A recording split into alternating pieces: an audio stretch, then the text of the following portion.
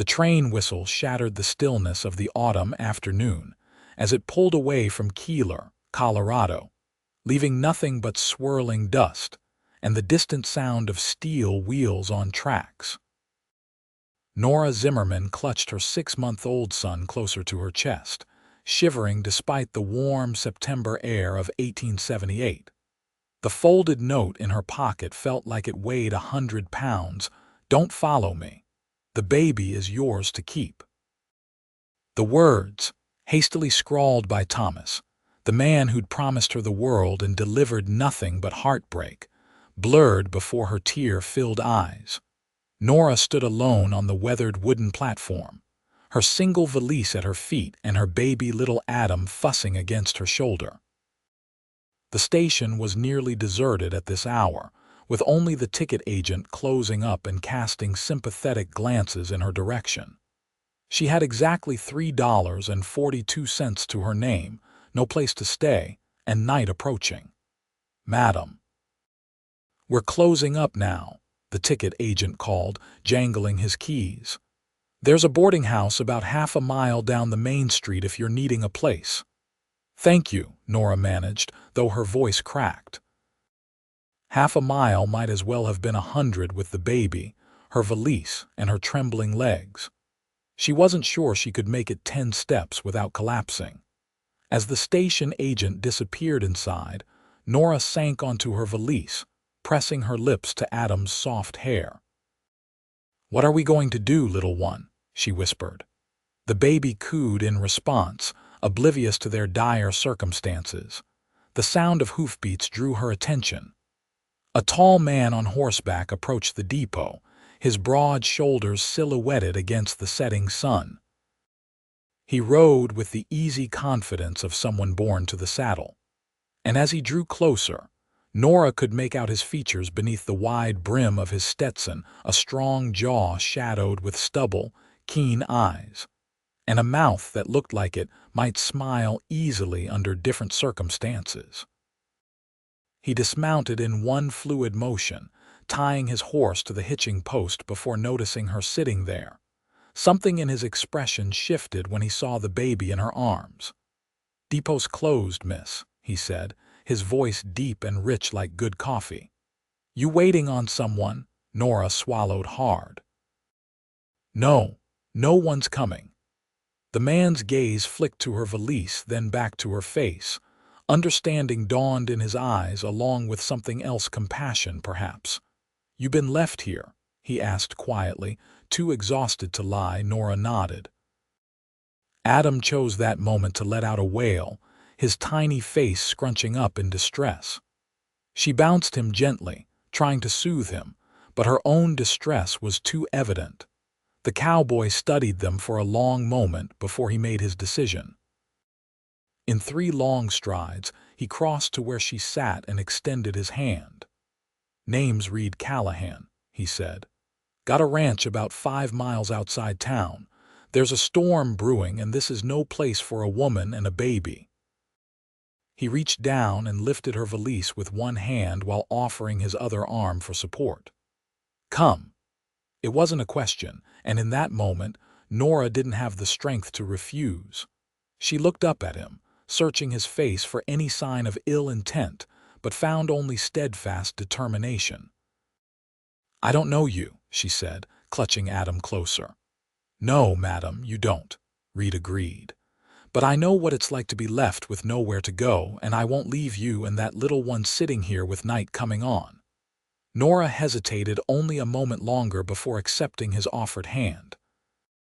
His calloused palm was warm against her cold fingers as he helped her to her feet.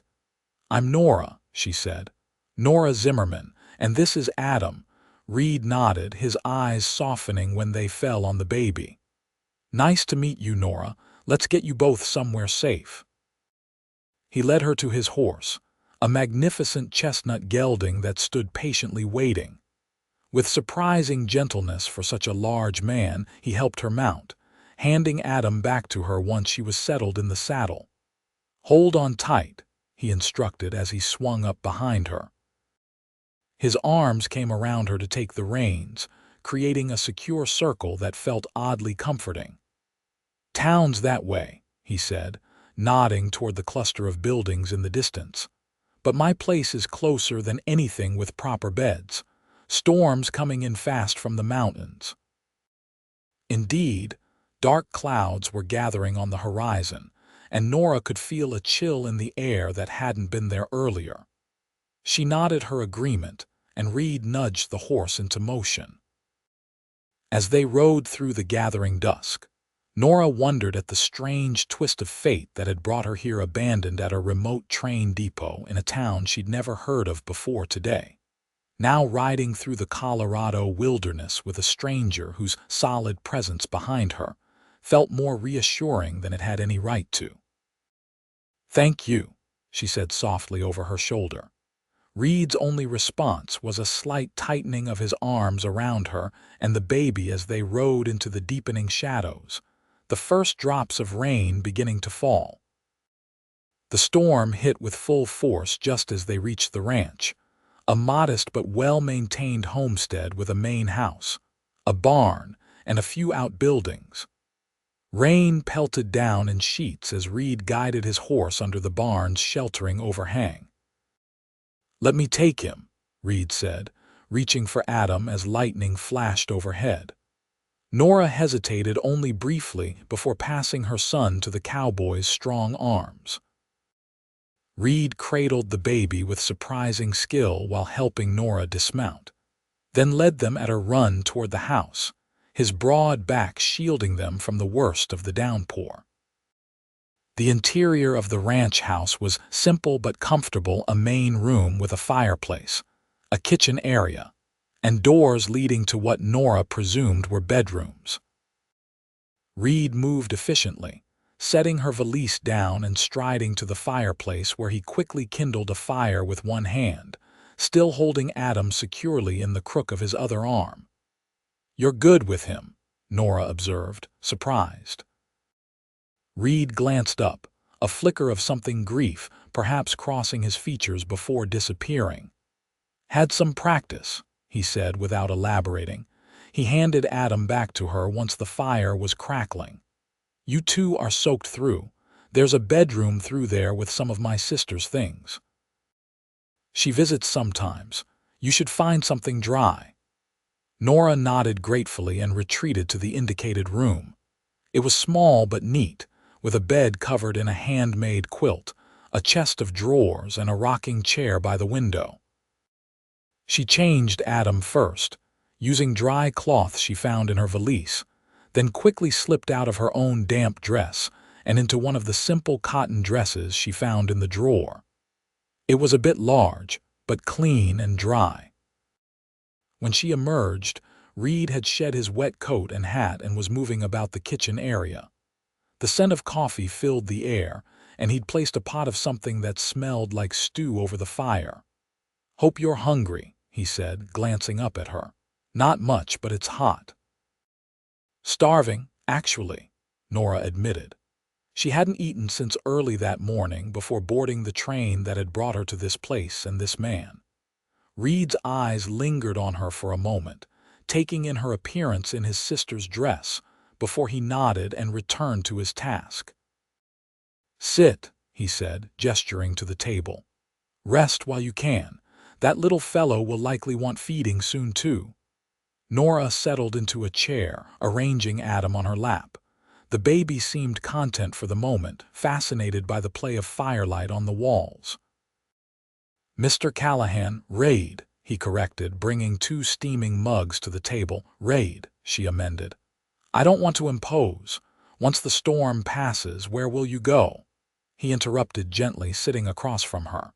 When she had no immediate answer, he continued, "Stay the night. Tomorrow we can figure out what's next." Nora wanted to argue, to insist she couldn't accept such charity from a stranger, but the reality of her situation silenced her protests. She had nowhere to go, no one to turn to, and her meager funds wouldn't last a week. "Thank you," she said instead, cradling the warm mug between her hands. "For everything." Reid regarded her thoughtfully. "Man who left you and that baby has a lot to answer for," he said quietly. Nora's eyes dropped to Adam's peaceful face. "He wasn't ready for responsibility," she said, the excuse sounding hollow even to her own ears. "We weren't married. He promised we would be once we reached California, but—" She trailed off, not wanting to relive the humiliation of that morning Thomas collecting his belongings while she slept, leaving nothing but that cruel note and a handful of dollars. Reid's expression hardened, but he said nothing, just rose to fetch the stew. They ate in companionable silence, broken only by Adam's occasional coos and the howling of the wind outside. After the meal, Nora's exhaustion caught up with her, and she found herself struggling to keep her eyes open. "Go on to bed," Reid urged. "Dawn comes early here." Too tired to argue, Nora gathered Adam and retreated to the bedroom. As she settled beneath the quilt, the baby nestled securely beside her, she listened to the sounds of Reid moving about the main room and wondered at the twist of fate that had brought her to this place, to this man. For the first time since seeing Thomas's empty side of the bed that morning, she allowed herself to feel a flicker of hope. Outside, the storm raged on, but within the sturdy walls of Reid Callahan's home, Nora and her son slept soundly, safe from the elements and the uncertainty that awaited them beyond this unexpected haven. Nora awoke to sunlight streaming through the window and the unfamiliar sounds of life on a ranch, the distant lowing of cattle, the neigh of horses, the clucking of chickens. For a disorienting moment, she couldn't remember where she was.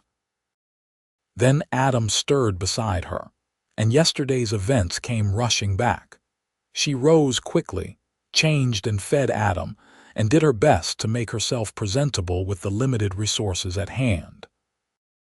When she emerged from the bedroom with Adam on her hip, she found a pot of coffee keeping warm on the stove, but no sign of Reid. Venturing to the door, she peered outside. The storm had passed, leaving behind a washed, clean world glistening in the morning light. She spotted Reid in the distance, leading a horse into the corral. Without conscious thought, she stepped out onto the porch to watch him work. There was an easy grace to his movements as he handled the animals, confident but never harsh.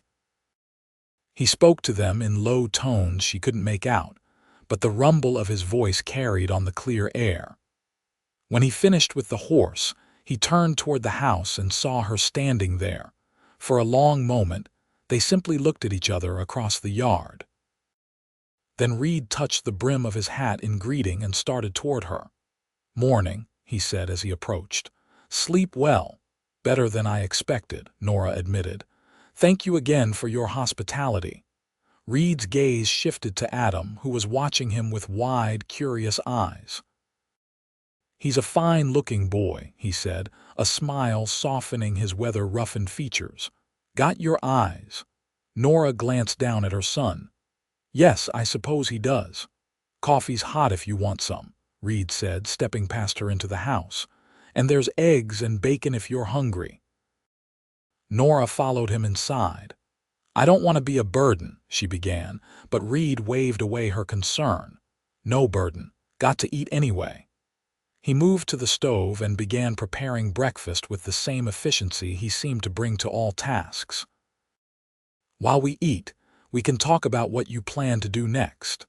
The question hung in the air between them. What was she planning to do next? Nora had no answer. She'd followed Thomas west on the promise of marriage and a new life in California. Now she was stranded in a town she knew nothing about, with no skills that would earn her a living and a baby to support. "I need to find work," she said finally, settling at the table with Adam on her lap. "I can clean, cook, so I'm a quick learner." Reid set a plate in front of her. "Town's small," he said. "Not much work for a woman on her own, especially with a baby." He hesitated. "Could be I have a solution, though." Nora looked at him questioningly. "Ranch this size needs more than one pair of hands," Reid continued, sitting across from her with his own plate. Could use someone to keep house, cook meals. Place has been neglected inside since my mother passed 3 years back. Just been me and occasionally my sister when she visits from Denver. Are you offering me a position? Nora asked, surprise evident in her voice. Reid nodded. Room and board for you and the boy, plus a small wage. You'd have your privacy, separate quarters in the back of the house. It's not much, but it's clean and warm. Nora's mind raced. It seemed too good to be true, a solution appearing just when she needed it most. But she'd learned the hard way not to trust apparent kindness from men. Why would you do this for a stranger? She asked carefully. Reid's eyes met hers, steady and clear. Because I know what it's like to need help and not have anyone to turn to, he said simply. And because this place could use a woman's touch and the sound of a child's laughter. He paused. You don't have to decide right now. Take the day, think it over. Nora considered his offer as they ate. By all measures, Reid Callahan seemed to be an honorable man.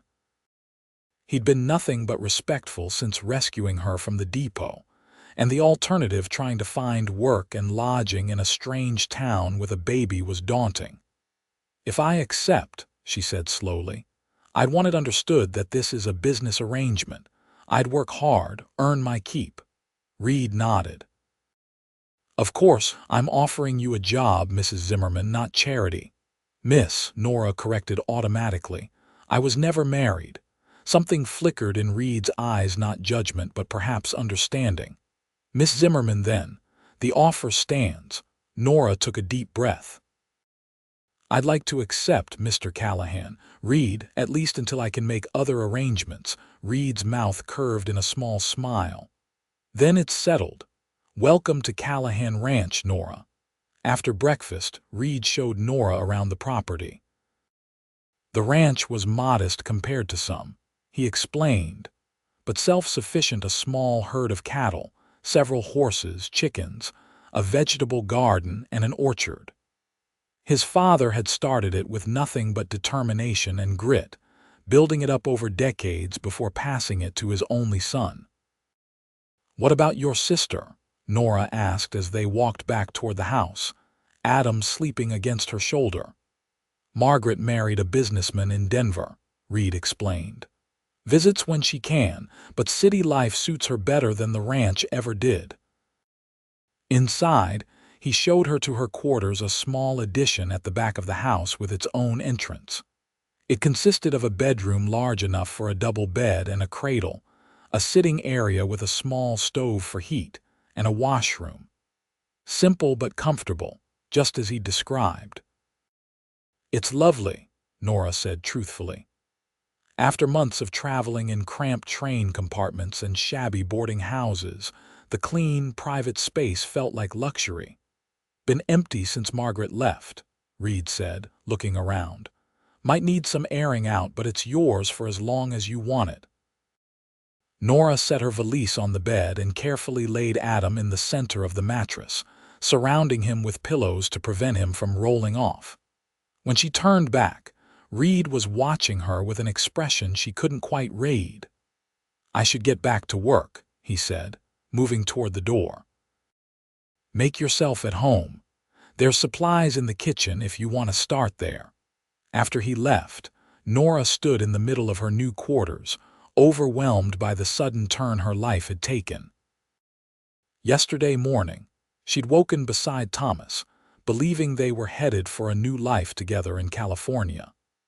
Now she was alone in Colorado, with a baby to care for and a position as housekeeper to a rancher she'd known for less than a day. Yet despite everything, she felt a strange sense of peace.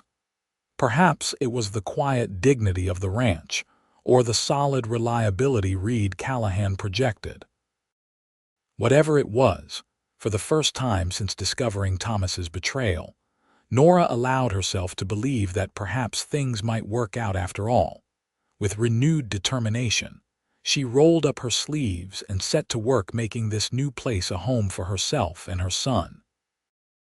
The days fell into a pattern. Nora rose before dawn to prepare breakfast for Reid before he headed out to work the ranch.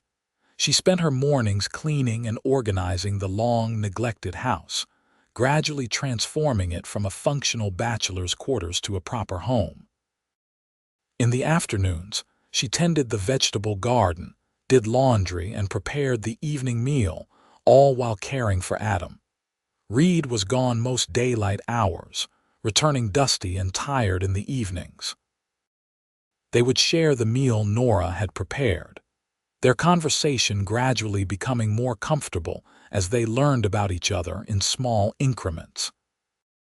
After dinner, Reid would often sit by the fire and whittle while Nora sewed or mended, Adam sleeping in a cradle Reid had built on the third day of her stay.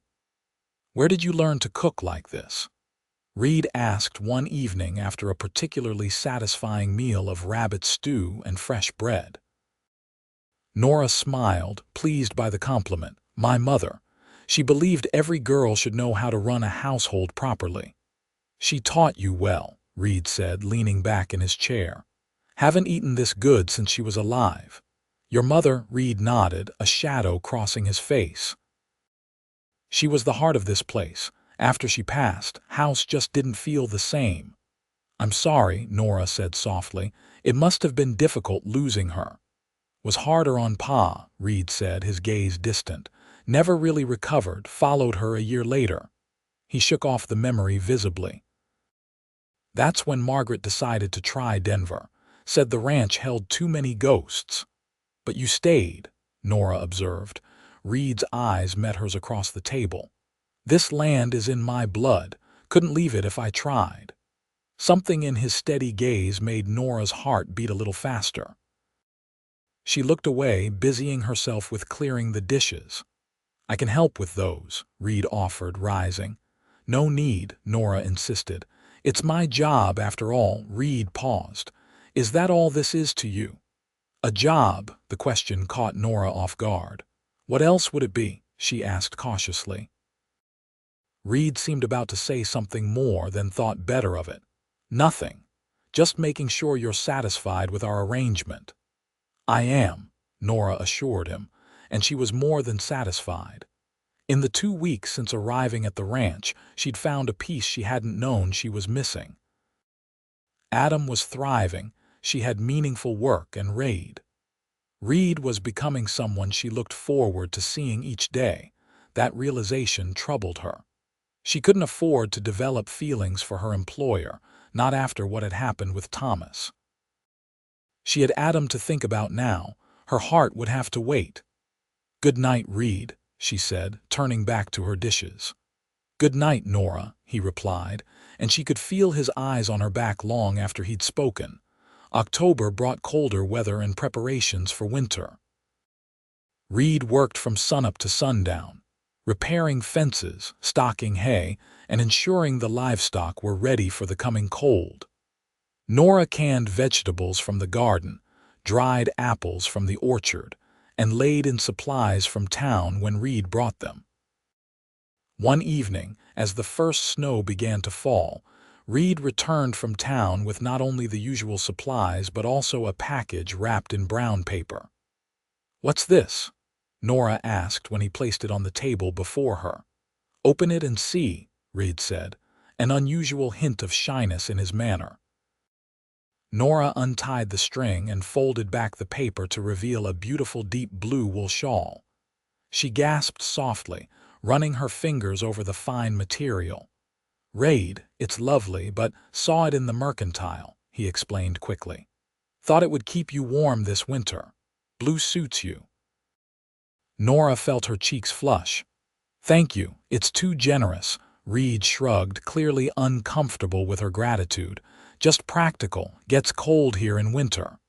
But they both knew it was more than that. It was the first gift he'd given her that wasn't a necessity. The first acknowledgement that she was more to him than just his housekeeper. That night, after Reid had retired to his room and Adam was sleeping soundly, Nora sat by the fire wrapped in her new shawl, contemplating the man who had brought such unexpected stability to her life. She hadn't meant to care for him, hadn't wanted to risk her heart again so soon. Yet somehow, without dramatic declarations or grand gestures, Reid Callahan had begun to matter to her in ways that both thrilled and terrified her. The first real test of their growing bond came unexpectedly in mid-November. Reid had ridden out at dawn to check on cattle in the far pasture, promising to return by midday. When evening fell with no sign of him, Nora began to worry. By nightfall, her concern had become full-blown fear. She paced the floor, alternating between peering out the window into the darkness and checking on Adam. The temperature had dropped sharply during the day, and snow was falling steadily now. Just as she was considering what to do, how she could possibly go search for him in the dark with a baby to care for, she heard the faint sound of hoofbeats. Rushing to the door, she flung it open to see Reid slowly dismounting from his horse, his movements stiff and labored. "Reid," she called, hurrying toward him despite the cold and snow. "What happened? Are you hurt?" "Horse stepped in a gopher hole," he explained through gritted teeth. "Through me, think my arm's broken." In the lantern light, Nora could see he was pale beneath his tan, his left arm held awkwardly against his body. Without hesitation, she slipped under his right arm, offering her support as they made their way to the house. Inside, she helped him to a chair by the fire and carefully removed his coat, her touch gentle but efficient as she assessed the damage. "Definitely broken," she confirmed after examining his swollen forearm. "We need to set it before the swelling gets worse. I've done it before. My father was the doctor in our town back in Ohio." Reid's eyes widened slightly. "You never mentioned that. You never asked," Nora replied, already gathering what she would need. "This will hurt." Reid managed a tight smile. "Figured as much." She worked quickly, aligning the bones by feel and binding his arm securely to a splint fashioned from kitchen implements. Reid remained stoically silent throughout, though sweat beaded on his forehead from the pain. When she'd finished, she brought him whiskey and sat beside him as he drank it. "Thank you," he said finally. "Don't know what I would have done if you hadn't been here." Nora smiled faintly. "Probably died of infection after setting it badly yourself." That drew a chuckle from him, followed by a grimace as the movement jarred his arm. "Probably." They sat in companionable silence for a while, the only sounds the crackling of the fire and Adam's soft breathing from his cradle across the room. "Why didn't you tell me you were a doctor's daughter?" Reid asked eventually. Nora sighed. "It was part of a life that's gone now. Father wanted me to marry his apprentice, continue the family practice. I wanted something else." The irony wasn't lost on her. She'd rejected security and respectability for adventure and love, only to end up alone anyway. "Thomas," Reid guessed. Nora nodded. "He came through town selling agricultural equipment. Talked about the West like it was paradise. I was young, restless." She trailed off. "Foolish." "Not foolish," Reid countered softly. "Just human." His understanding, free of judgment, loosened something in Nora's chest that had been tight since the day Thomas left. Tears filled her eyes before she could stop them. "I'm sorry," she said, wiping at her cheeks. "You're the one who's injured." "Some hurts can't be splinted," Reid said, his good hand moving to cover hers where it rested on the arm of her chair. "Doesn't mean they aren't real." The warmth of his palm against the back of her hand felt like an anchor in a storm. Nora turned her hand over, interlacing her fingers with his. It was a small gesture, but in it lay a world of trust and possibility. "You should rest," she said after a moment, reluctantly withdrawing her hand. "The pain will be worse tomorrow." Reid nodded, allowing her to help him to his feet and guide him to his bedroom. At the door he paused, looking down at her with an intensity that made her breath catch. "Nora," he said, her name like a prayer on his lips. "I'm glad you're here." She smiled up at him. So am I. That night, as she checked on both her charges, Adam sleeping peacefully in his cradle and Reid fitfully in his bed, Nora acknowledged to herself what she'd been trying to deny for weeks. She was falling in love with Reid Callahan, the quiet, steadfast man who had lifted her and her son from despair and given them a home. The question was, what would she do about it? Reid's injury changed the dynamics of the household dramatically. With his dominant arm in a splint, many of the daily ranch tasks became impossible for him to perform alone. Nora found herself taking on new responsibilities, feeding livestock, milking the cow, even learning to harness the wagon so they could make trips into town. "You're a natural with horses," Reid observed one morning as she hitched the team to the wagon with only minimal instruction from him. "Wouldn't have guessed that from a doctor's daughter." Nora smiled over her shoulder. "Father kept a horse and buggy for house calls. I learned to drive when I was 12, came in handy when he was too tired after a long night with a patient." Reid leaned against the barn door, his splinted arm in a sling made from one of his old shirts. "You're full of surprises, Nora Zimmerman." "So are you," she countered. "Never would have taken you for a man who knows how to knit." Reid's ears reddened slightly. He'd revealed this unexpected skill the previous evening when he'd presented Adam with a tiny knitted cap, explaining sheepishly that his mother had insisted all her children learn the craft for those long winter evenings. "Family joke," he admitted. Reid Callahan, toughest ranch hand in the county, knits booties in his spare time. Nora laughed, the sound carrying in the crisp morning air. "I find it endearing." Their eyes met across the yard, and something passed between them, a current of understanding and growing affection that neither was quite ready to name. The moment was broken by Adam's cry from the house, where he'd been napping in his cradle. "I'll get him," Reid said, already turning toward the sound. "You finish with the wagon." It had become their pattern in the weeks since Reid's injury, sharing tasks, adapting to each other's strengths and limitations, building a partnership that went beyond employer and employee. Reid had taken to caring for Adam with a tenderness that sometimes brought tears to Nora's eyes. The baby, in turn, had become attached to the tall rancher, quieting at the sound of his voice and reaching for him with tiny, eager hands. They were becoming a family in all but name, and the realization both thrilled and frightened Nora. Her experience with Thomas had left her wary of trusting her heart again. Yet Reid was proving himself trustworthy in ways Thomas never had, not with grand promises, but with daily acts of steadfast reliability. That evening, after Adam was asleep, they sat by the fire as had become their custom. Reid was whittling one-handed, a skill he'd perfected during his convalescence, while Nora mended one of his shirts. "Christmas is coming," Reid remarked, his eyes on his handiwork. "Less than a month now."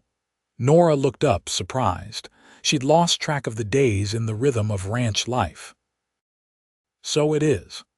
Thought we might go into town this weekend," Reid continued. "Get some things for the holiday, maybe something for the boy." "That would be nice," Nora agreed, touched by his thoughtfulness. "His first Christmas," Reid nodded, setting aside the small wooden horse he'd been carving. "Nora," he said, his tone suddenly serious, "need to ask you something." She set down her sewing, heart racing inexplicably. "Yes. Been thinking about what happens when my arm heals." He flexed his splinted arm cautiously. "Doctor says the splint can come off after New Year's." Nora hadn't allowed herself to think about that, about what it would mean for their arrangement when Reid no longer needed her help with the ranch work. "I see," she said carefully. "I suppose you won't need my extra help then." "That's just it," Reid said, leaning forward in his chair. "I will need your help, that is, not just with the house or the ranch, but—" He paused, seeming to search for the right words. Adam's starting to feel like, he broke off again, frustration evident in his expression. Nora's pulse quickened. Like what, Reid? Like mine, he admitted quietly. Like my son, and you. His eyes met hers, vulnerable in a way she'd never seen before. You're starting to feel like more than my housekeeper, Nora. A lot more. The words hung in the air between them, charged with possibility.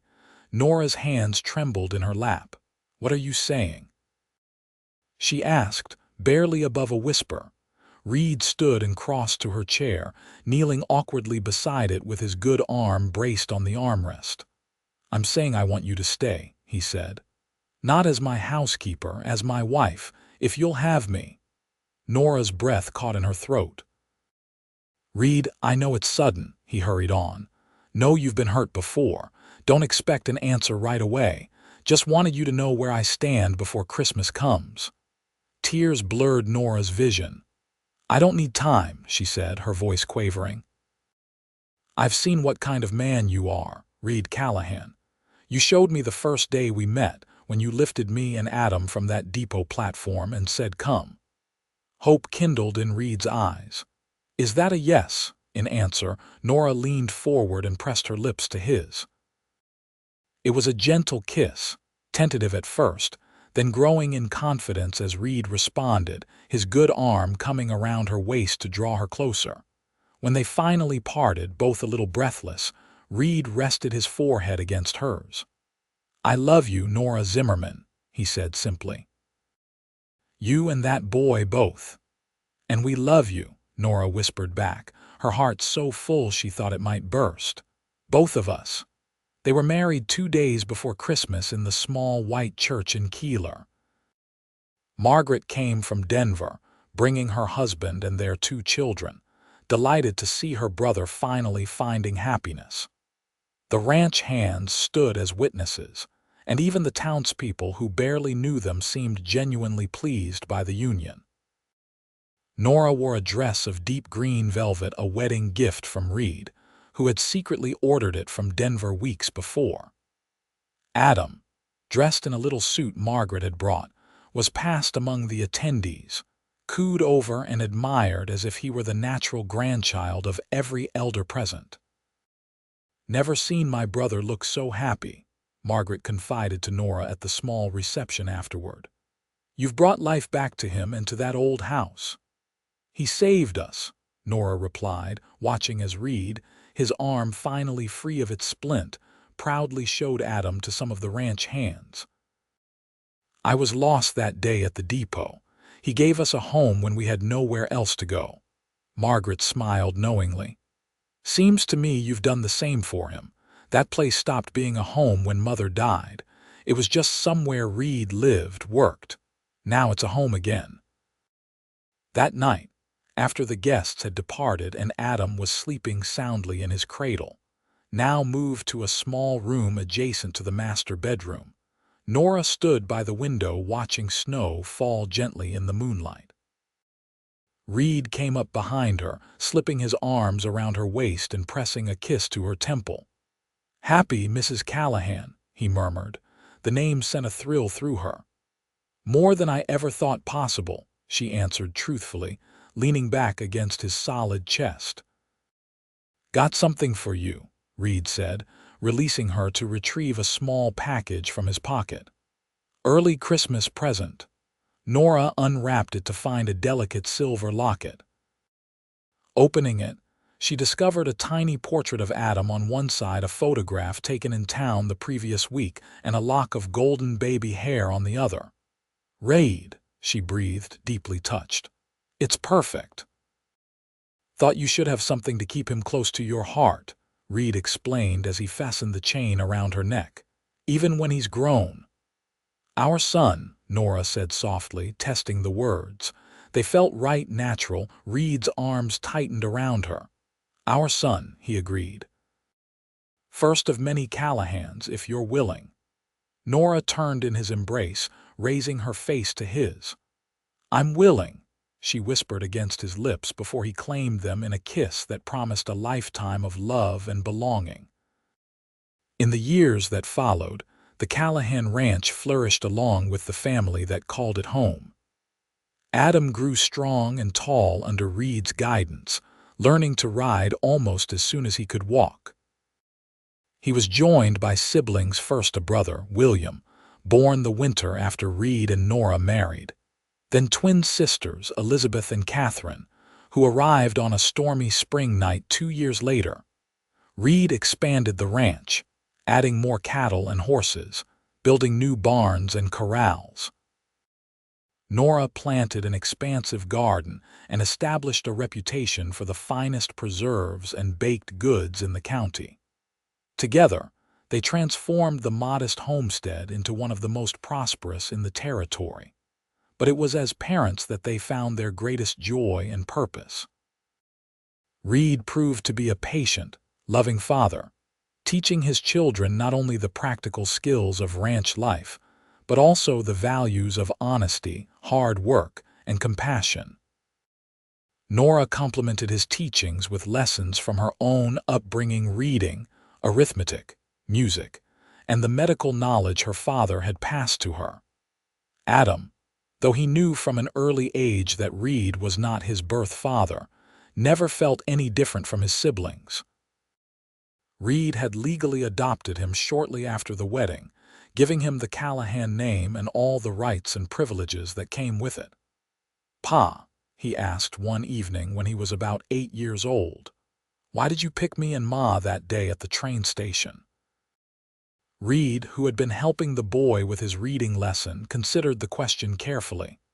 "Wasn't about picking," he said finally. "Was about recognizing." "Recognizing what?" Adam persisted. Reid ruffled the boy's hair affectionately. "Family. Even though we hadn't met yet, your mother and you were meant to be part of this family. I just knew it, deep down." The explanation seemed to satisfy Adam, who nodded solemnly before returning to his book. But later, when the children were in bed, Nora asked Reid about it. "Did you really know that day," she wondered, curled against him in their bed, "that we would become your family?"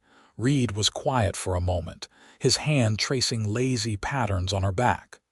"Not in so many words," he admitted, "but I knew I couldn't leave you there. Knew from the moment I saw you holding that baby that you were someone special. Even though I was a mess," Nora teased, "crying at a train depot with a fussy baby and one valise to my name." Reid pressed a kiss to her forehead. "Especially then. Took courage to get on that train with Thomas in the first place. Took more to face the world alone when he left you. That kind of strength," he paused. "That's what builds a life out here. That's what I saw in you." Nora nestled closer, infinitely grateful for the man who had seen beyond her circumstances to the person she truly was. "I love you, Reid Callahan," she whispered. "And I love you, Nora Callahan," he replied, the words as heartfelt now as the first time he'd spoken them. "Always will." As they drifted toward sleep in each other's arms, Nora reflected on the journey that had brought her here from a sheltered doctor's daughter in Ohio to an abandoned mother at a Colorado train depot, to the wife of the most honorable man she'd ever known. The path had not been easy or straightforward, but it had led her exactly where she was meant to be. Outside their window, the vast Colorado sky spread its canopy of stars over the ranch, over their home, their children, their life together. And in the quiet darkness, Nora offered a silent prayer of thanks for the twist of fate that had brought her to that depot on that autumn day, and for the cowboy who had lifted her and her son from despair with one simple word: "Come." In the spring of 1888, 10 years after Reid had found Nora at the train depot, the Callahan Ranch hosted a celebration. The occasion was twofold: Reid's 40th birthday and the completion of the new ranch house, a spacious 2-story structure that stood proudly beside the original cabin where their life together had begun. "Can't believe you managed to keep this a secret," Reid said, shaking his head in amazement as he surveyed the gathering. Friends and neighbors from miles around had come to celebrate, filling the yard with laughter and conversation. Nora smiled up at her husband, still handsome and strong despite the touch of silver at his temples. "Margaret helped coordinate everything while you were away in Denver last month. The children have been sworn to secrecy for weeks." Speaking of the children, they were everywhere. Adam, now almost 11, tall for his age with Reid's quiet confidence and Nora's thoughtful nature, was showing some of the younger boys the new colt born just days before. 9-year-old William, more boisterous than his older brother, was organizing a game of tag among the visiting children.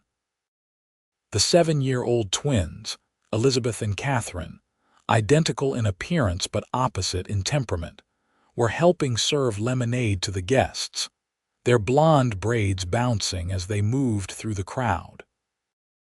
And then there was Joseph, their youngest at 3, who clung to Reid's leg with one hand while sucking his thumb with the other, overwhelmed by the unusual activity. Reid reached down and swung the boy up into his arms. "What do you think, Joe? Is this a good party?" The child nodded solemnly, resting his head against his father's shoulder. "Big cake," he observed, pointing to the enormous confection Nora had spent 2 days preparing. Reid laughed, the sound still capable of warming Nora's heart after all these years. "Yes, indeed. And you'll get a piece soon, I promise." As the afternoon wore on, there were speeches and gifts, music and dancing. The new house was admired, its spacious rooms and modern conveniences a testament to the Callahans' prosperity and standing in the community. Reid had insisted on the best materials and craftsmanship, determined to build a home that would shelter generations of his family. "A word, everyone," called Margaret's husband, Edward, tapping a spoon against his glass to gain attention. When the crowd quieted, he continued, "I'd like to propose a toast to my brother-in-law, Reid Callahan. Not only is he celebrating 40 years of life today, but also 10 years of what I can only describe as the most fortunate chance encounter in Colorado history." Murmurs of agreement and affectionate laughter rippled through the gathering. "For those who don't know the story," Edward went on, "Reid happened upon a young woman and her infant son at the Keeler train depot one stormy evening. Being the gentleman he is, he offered them shelter. The rest, as they say, is history." He raised his glass. "To Reid and Nora Callahan, proof that sometimes the best journeys in life begin with an unexpected detour." "To Reid and Nora," echoed the guests, raising their glasses. Reid's arm tightened around Nora's waist as they acknowledged the toast. The simple version of their meeting had become something of a local legend over the years, growing more romantic with each retelling. They had never corrected it with the harsher truth that Thomas had abandoned Nora deliberately, that she had been truly desperate that day. Some stories were theirs alone to know. Later, as evening fell and lanterns were lit around the yard, Reid found Nora standing on the porch of the new house, watching their guests with quiet contentment. "Happy?" he asked, coming to stand beside her. "Completely," she answered, leaning against him. "Are you enjoying your birthday?" Reid nodded, his gaze traveling over the scene before them, their children playing, their friends and neighbors celebrating, the ranch thriving around them. "Never imagined my life would turn out this way," he admitted. "Always thought I'd grow old alone here, just me and the land. And now," Nora prompted, "now I can't imagine it any other way." He turned to face her fully. "Best decision I ever made was turning my horse toward that depot that day." Nora smiled, remembering. "And the second best was lifting us onto your horse and saying, 'Come.'" Reid's eyes softened with memory. "You looked so lost, so determined all at once. Knew right then you had the strength for this life, whether you knew it yet or not." "You gave me the chance to find that strength," Nora said softly. "Gave us a home when we needed it most. You gave me a family," Reid countered, drawing her closer. "More than fair trade, I'd say." The music from the yard changed to a slow waltz, the notes drifting up to where they stood. "Dance with me, Mrs. Callahan," Reid asked, extending his hand with a formal bow that made Nora laugh. "Always, Mr. Callahan," she replied, placing her hand in his. They danced there on the porch, above the celebration but part of it, moving together with the easy grace of a couple who had weathered a decade of joy and hardship side by side.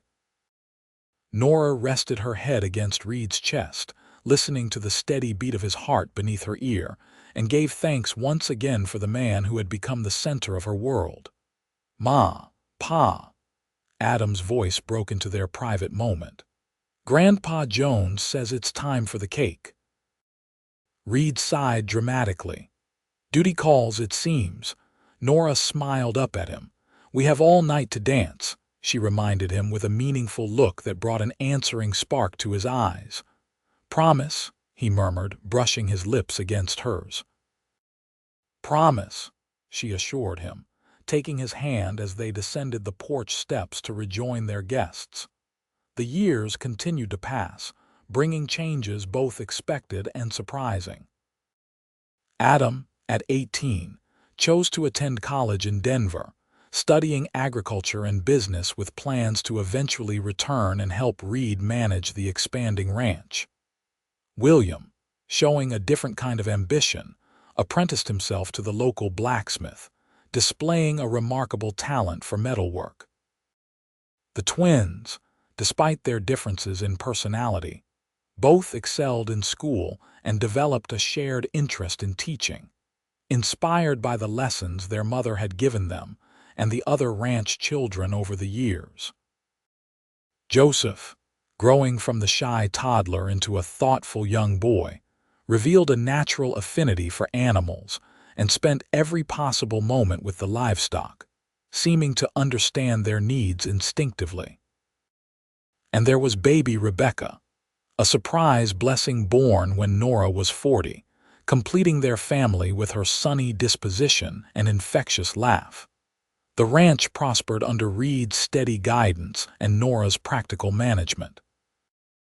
They weathered the ups and downs of the cattle market, survived droughts and harsh winters, and gradually expanded their holdings until Callahan Ranch became one of the most respected operations in the state. The original cabin where they had begun their life together was preserved, used now as a guest house when relatives visited. And visit they did Margaret and her family regularly, Adam during school holidays, and an increasing circle of friends and extended family who found the Callahan home a welcoming haven. Nora, drawing on her father's medical knowledge, became known as a skilled healer, often called upon by neighbors when the town doctor was unavailable. Reid served on the town council and the school board, his quiet wisdom earning him the respect of even the most contentious members of the community. They had built more than a ranch or a family. They had created a legacy of love, strength, and resilience that would endure long after they were gone. One crisp autumn evening in 1903, 25 years after their first meeting, Reid and Nora sat on the porch of their home, watching the sun set over the mountains. Despite the gray in their hair and the lines experience had etched around their eyes, they remained vibrant, active, deeply connected to each other and the life they had built. 25 years, Reid marveled, his hand covering Nora's where it rested on the arm of her rocking chair. Seems like yesterday sometimes. Nora smiled, remembering the frightened young woman she had been that day. And like a lifetime ago, too. Reid nodded thoughtfully. Got a letter from Adam today. He's coming home next month bringing a young lady with him. I suspected as much from his last visit, Nora said. He couldn't stop talking about his professor's daughter Sarah, isn't it? That's the one. Says he wants us to meet her properly. Reid's eyes twinkled. Think our eldest might be following in his old man's footsteps, finding himself a smart, capable woman to share his life. I hope she makes him as happy as you've made me, Nora said softly. Reid lifted her hand to his lips, pressing a kiss to her knuckles in a gesture that had become a familiar expression of his enduring devotion. Told him what my father told me, that the measure of a man isn't in the land he owns or the money he makes, but in how he treats those who depend on him. Said I learned that lesson best by watching you with our children. Tears pricked at Nora's eyes. They've been our greatest blessing. Second greatest, Reid corrected gently. Finding you was the first. As they sat together in the gathering dusk, the sounds of their youngest children playing in the yard and the distant lowing of cattle floating on the evening breeze, Nora reflected on the journey that had brought them here. From that moment of despair at the Keeler Depot to this rich, full life, they had created together a journey that began with 3 simple words from a kind stranger on horseback. Come. It had been an invitation not just to shelter or safety, but to a future brighter than she could have imagined. And she had come into his home, into his life, into his heart. Together, they had built something beautiful and lasting, a testament to the power of compassion, courage, and love. As the first stars appeared in the darkening sky, Reid's arm came around her shoulders, drawing her close against the evening chill. They sat in companionable silence, 2 people who had traveled life's path side by side for a quarter-century, their story woven inextricably into the fabric of the land they called home. And in that moment, as on countless others over the years, Nora knew with absolute certainty that she was exactly where she was meant to be, beside the man who had seen her value when she'd forgotten it herself, surrounded by the family they had created together, on the ranch that had become the backdrop for their enduring love story. A love story that began on a train platform with a baby in her arms and a cowboy who lifted them both and simply said, "Come."